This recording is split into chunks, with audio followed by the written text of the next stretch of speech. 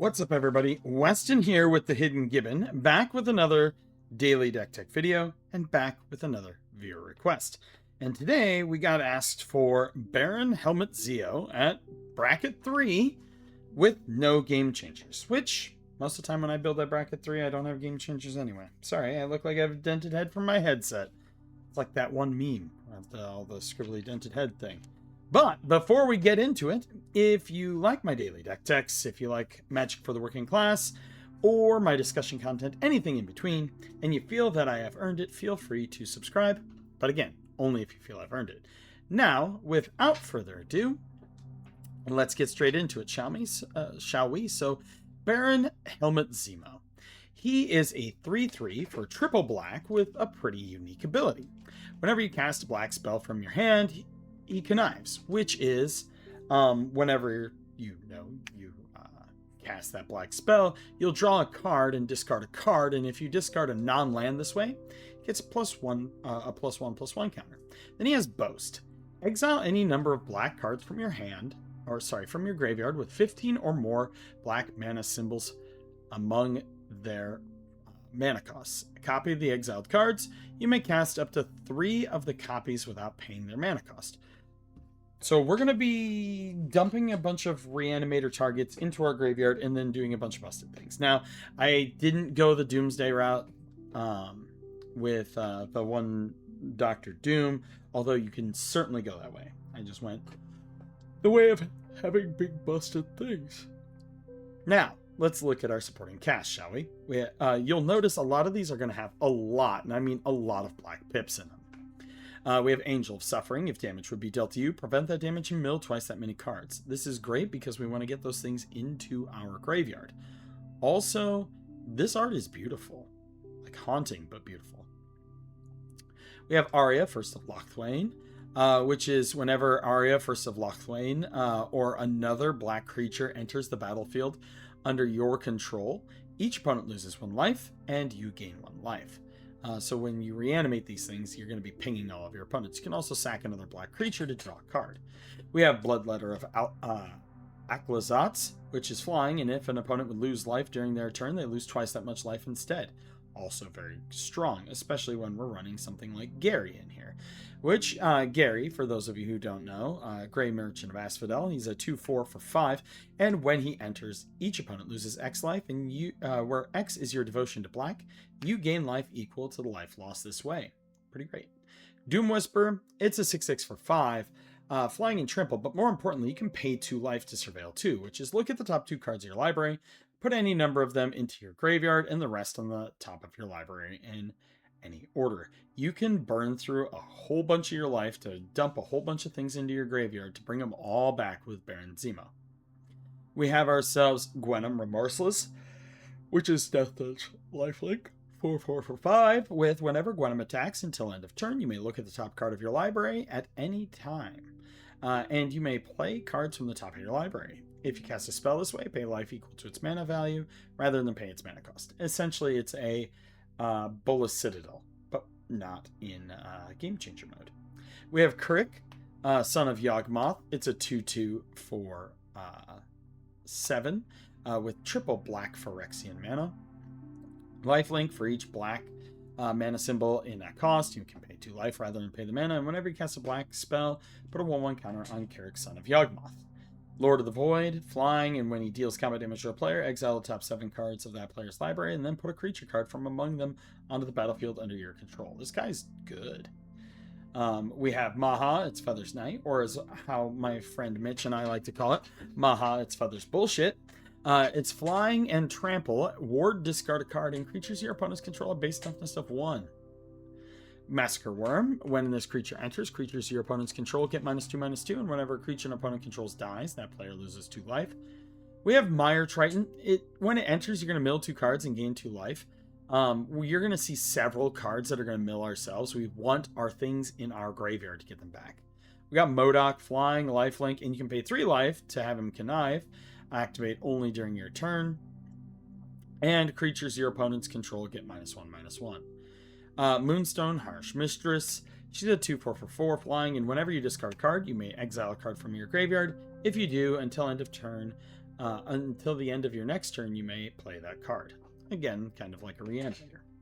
Overlord of the Baelmerk. You can impending it. I never impend the cards. I really don't. You don't get any value by playing it on turn 2, especially in today's Magic where you can ramp everything out. Whenever Overlord of the Baelmerk enters or attacks, mill 4 cards. Then you may return a non-avatar creature or planeswalker card from your graveyard to your hand.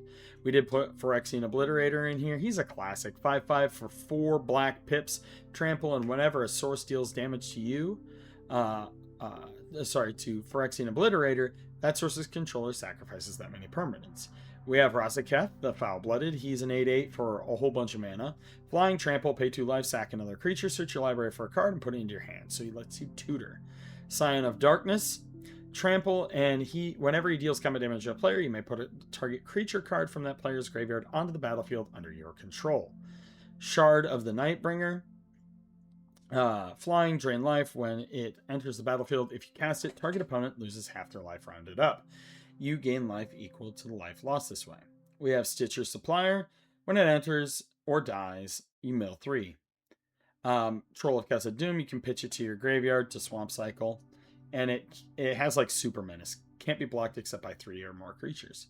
Undead Butler, when it enters, you mill 3. When it dies, you may exile it. When you do, return target creature card from your graveyard to your hand. We have Valgavoth, Terror Eater. 9/9 for 9. Flying Lifelink. Ward, sack 3 permanents of a card you didn't control would be put into an opponent's graveyard from anywhere. Exile instead. During your turn, you may play cards exiled with Valgavoth. If you cast a spell this way, pay life equal to its mana value. But he has lifelink, so you can get it back. Violent Tumor. You're going to search your library for a card and put that card into your graveyard, and then shuffle as Death Touch, so it's just Entomb on a body. We have Zodiark, Umbral God. He's a 5/5 for 5, indestructible. And when he enters, each player sacrifices half the non-god creatures they control of their choice rounded down. And whenever a player sacrifices another creature, put a 1/1 counter on Zodiark. Now for our sorceries.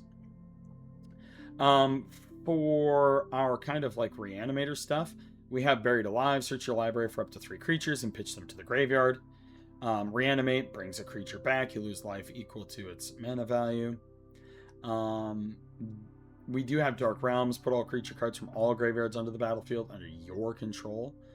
Yeah, those are our big ones there. We do have Temporal Extortion, which is when you cast a spell, any player may pay half their life rounded up. If they do, you counter it. Otherwise, you take an extra turn after this one. We have Army of the Damned. You get 13 black zombies. We have Tithys. Destroy target creature. Its controller loses life equal to that its power plus its toughness. Use it on something big. Breach the Multiverse. Each player mills 10 cards for each player. Choose a creature or planeswalker in that player's graveyard. Put those cards onto the battlefield under your control. Then each creature you control becomes a Phyrexian in addition to its other types. This card is sick. Bubbling Muck. Sack one of your little dudes that you don't want, or even sack one of the big dudes with lots of mana symbols. And it... oh, sorry. Wrong thing. I was thinking of Culling Ritual. Bubbling Muck is just High Tide for swamps. Till end of turn, whenever a player taps a swamp for mana, it produces an additional. We are running Pox and Pox Plague. So Pox is each player loses a third of their life, discards a third of their cards, sacks a third of their creatures, then sacrifices a third of their lands they control, rounded up each time. Pox Plagues lose half their life, discard half their cards, sacrifice half the permanents they control of their choice, rounded down each time. We have Sign in Blood. Target player draws 2, loses 2, and Smallpox. Each player loses 1, discards 1, sacks a creature, sacks a land. We have, for instance, Breathe Your Last. Destroy target creature or planeswalker. You gain 1 life for each of its colors. We have Cabal Ritual, and where is it? Dark Ritual in here for fast mana. We have Dark Blast, gets -1/-1, but more importantly, it's Dredge. So if you would draw a card, you can instead dredge this card to put 3 cards from the top of your library into your graveyard, and then put this back in your hand. Defile, target creature gets -1/-1 for each swamp. Entomb, you search for a card, you put it in your graveyard. Dismember, target creature gets -5/-5. Fel the Profane can either kill a creature or be a land. Flare of Malice makes an opponent sacrifice a creature with the greatest mana value. Grave Purge, put any number of target creature cards from your graveyard on top of your library, draw a card.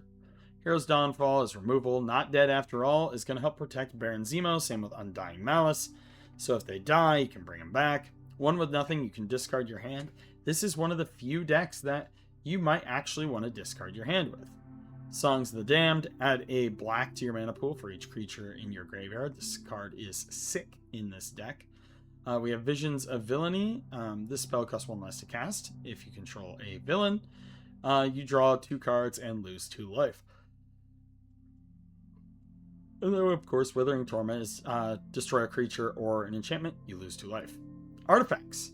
We are running Arcane Signet and Soul Ring. Soul Ring here is actually kind of controversial because of how many black mana pips we're running. But I think it can be useful because it can help ramp out things like our Nyx Lotus.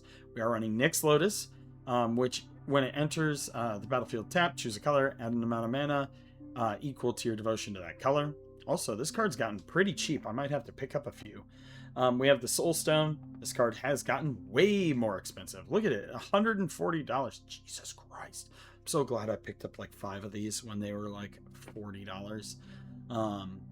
Well, I didn't pick all of them up. I opened up 3, but anywho, it's indestructible. It's a black mana rock, and then you pay 7, exile a creature to harness it, and then it reanimates a target at every upkeep. Lightning Greaves Swiftfoot Boots protect Zemo. Mesmeric Orb is going to help mill. So whenever a permanent becomes untapped, that permanent's controller mills a card. Black Market, so whenever a creature dies, you put a charge counter, and then you get black mana for each charge counter. And Ripples of Undeath. At the beginning of your pre-combat main phase, mill 3 cards, and you may pay 1 and 3 life. If you do, put a card from among those cards into your hand. This card's really good and underrated. Lands, we are playing Command Beacon, so we can put Zemo into our hand. We have Cabal Coffers and Cabal Stronghold here, you know, for the black mana that we have. We have Susser, so we can sack a thing to draw a bunch of cards. Phyrexian Tower, Nykthos adds mana equal to the devotion. Terrain Generator can help with ramp, and War Room draws cards. Tomb Fortress is exile Tomb Fortress, mill 4 cards, then return a creature card from your graveyard to the battlefield. So that, and Crypt adds a black mana for each creature in your graveyard. That is the build. Now let's go ahead and see if Moxfield's going to actually be kind to me today. All right, let's see what we got here. Well, we got a 1-land hand, but we do have a Dark Ritual and a Mana Rock. Pray for me, friends. We'll try it. We're going to go ahead and draw. Hell yeah. Always be rewarded for being greedy. We are going to tap, and we are going to Dark Ritual Baron Zemo out. Next turn, we're going to play a Swamp. And I'm going to play the Soul Stone. It's a black spell, so we get to connive. We draw a card. I'm going to discard Massacre Worm. So already, we have 4 black mana pips in our graveyard. Next turn, I am going to play this as Fellmire. And I am going to play it like that. And then what I'm going to do is I'm going to play Buried Alive. I'm going to search for up to 3 creatures and put them into my graveyard. Which... No, yeah, I'm going to have that come into play untapped, sorry. Who are the things with the biggest? That has 5.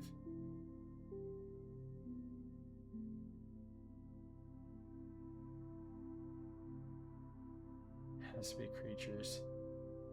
That's 3.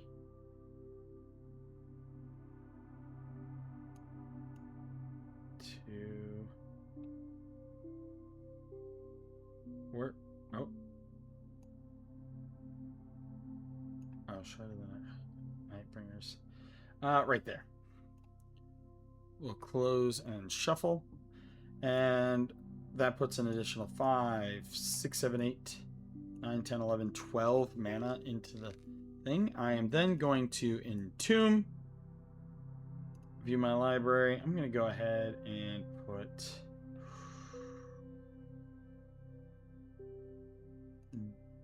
Breach the Multiverse into my graveyard. Entomb goes in. Buried Alive goes in, and then we're going to attack with Baron Zemo. What did we discard? I forgot.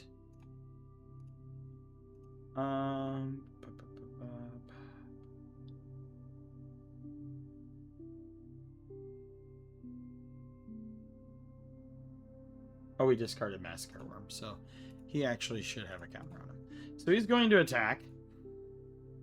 Oh, also we got to draw and discard, so that goes in there. I forgot. Oh no, this should go back on top. So then we are going to boast. So then we can exile any number of black cards with 15 or more black mana symbols and play 3 of them. So we're going to view all. I am going to 1, 2, 3, 4, 5, 6, 7, 8, 9, 10, 11, 12, 13, 14. And let's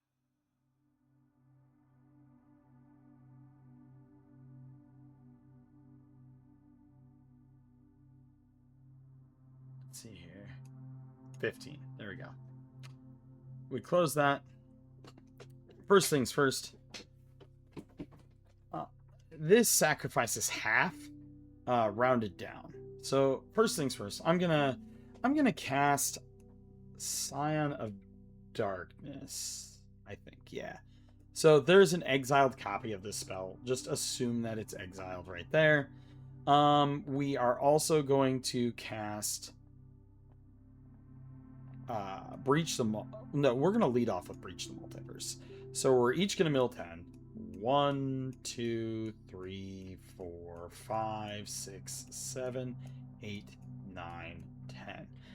When we do that, then I get to like get something back from everybody's thing, which, you know, we could get any number of stuff back. I think I'm going to get this back. And then we're just going to assume that we got... I'm going to use a copy token, okay? Or... I guess not. So we're going to use these infinite tokens. We're going to say we got stuff back from our opponents here. Alright, so Breach the Multiverse has been used. It's in exile. Then we are going to play Scion of Darkness. And then we are going to play Zodiarch. These two will go into exile. Zodiarch is going to make it so we sacrifice half non-gods rounded down. So we have 1, 2, 3, 4, 5, 6, 7. So I'm going to sacrifice these 3. These 3 cruddy creatures that our opponents had. And so we are left with a 7/7, a 5/5, a 5/5 that is now 1, 2, 3. We're going to say it got 7 counters on it. So we have a 7/7, a 6/6, and a 12/12 on turn 3. All right. There we go. Also, when we did the... Oh my god. This deck's complicated, friends. We're going to draw, and we are going to discard Krark. Because we cast 3, right? Whenever... Oh, it's from your hand. Never mind. Never mind. Never mind. Never mind. This goes here. My bad. We draw. I'm going to go ahead, and I'm going to put Swift Boots in play. Actually, Lightning Greaves in play. We're going to equip the Lightning Greaves.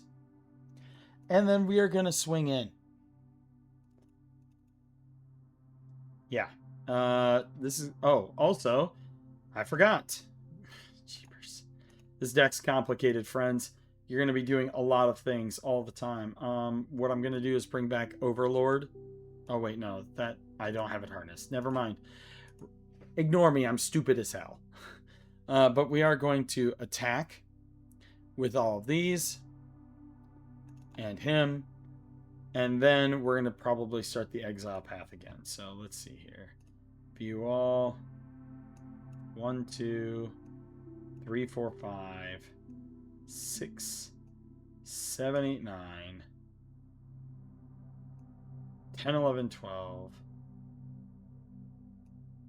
13, 14, 15. There we go. We exiled 15. We have no other creatures. So I am going to... I'm going to play Buried Alive. Do our library.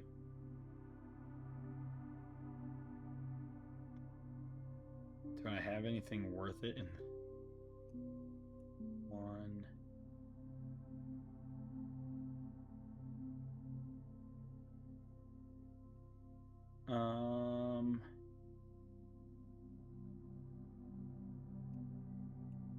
Two. There. These go into the graveyard. So Buried Alive went off first.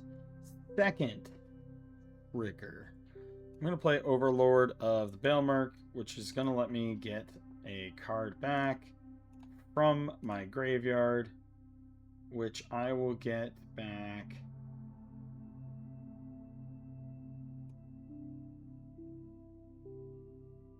I'm going to get back Shard of the Nightbringer. And then for the last one, oh, this is difficult. We're going to go with Razaketh. So all of these go into exile. And once again, we have a bunch more. Remember, we can always sacrifice creatures if they're going to be destroyed to tutor things up into our hand. Now, next turn, I'm honestly just going to do... This enters tapped. 1, 2, 3, 4. You can only tap for 4 this turn. Honestly, I'm going to tap these two to crew this. Set counters to 13. There we are. Yeah. And then, yeah. Swing in with our stuff again. I'm not going to swing with Baron this turn because it's just not worth it. Next turn, we have the Susser, Secundi, Void Altar, right? And this is a 12.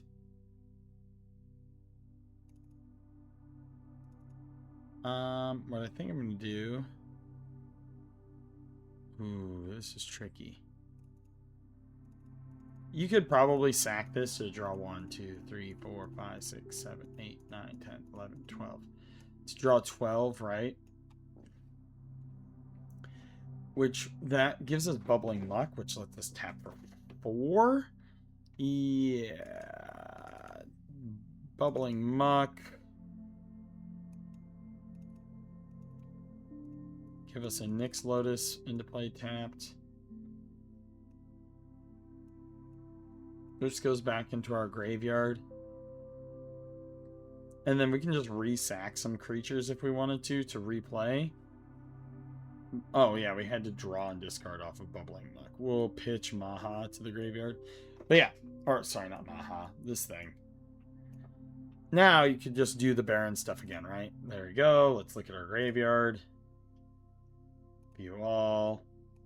1, 2, 3. 8, 9, 10, 11, 12, 13, 14, 15. Right? Ta-da. Look at that. We'll play this guy. Honestly, I'll play this and this. Let these two go to exile. And so then this will trigger, so 3, and then if they would lose life, they lose twice that much, so they're going to lose 2 per. Plus, this will just kill them in 1. This rounds up. So if they lose half their life rounded up, they'll lose twice that much, and this will just kill your opponents. There we go. We'll kill one of your opponents. that's the deck. Let me know what you think in the comments down below. I think that I did a good job at getting this to at least bracket 3. I would say don't be like me and run it on no sleep, because as you can see, I was stumbling through it like a moron. But I'm telling you, this deck is very strong once it gets a move in. All right. Thanks, everybody, and I hope you all have a wonderful evening.